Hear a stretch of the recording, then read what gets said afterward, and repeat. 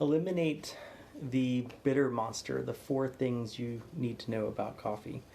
Uh, Lately, I've been experimenting with my French press. Normally, I would just put some boiling water in the coffee, but been reading up on cold brew and kind of experimenting a little bit.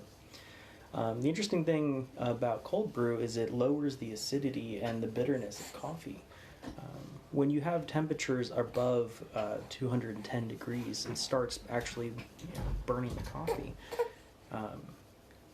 which brings out a lot of the bitter overtones. The hotter it is. Coffee typically is somewhere around 195 to 205 degrees, which is where most people prefer the coffee temperatures at.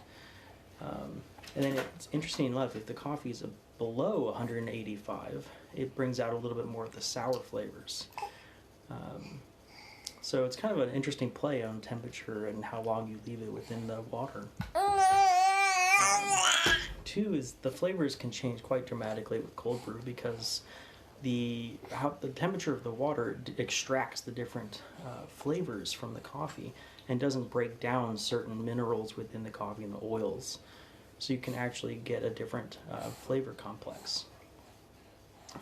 And three, the cold brew is a little bit more versatile, so you can use it in a wider variety of applications, in like desserts or mixed drinks, for example. And four, the caffeine levels are usually about the same. Saw some various articles that kind of compared and contrast, but for the most part, it looked like it's more about the length of brew and not the temperature. So, hope that helps. I would love to see you guys experiment a little bit yourself and tell me your findings. I know I've got a couple coffee gurus out there that know way more than I do about coffee, so I'm just starting to explore it.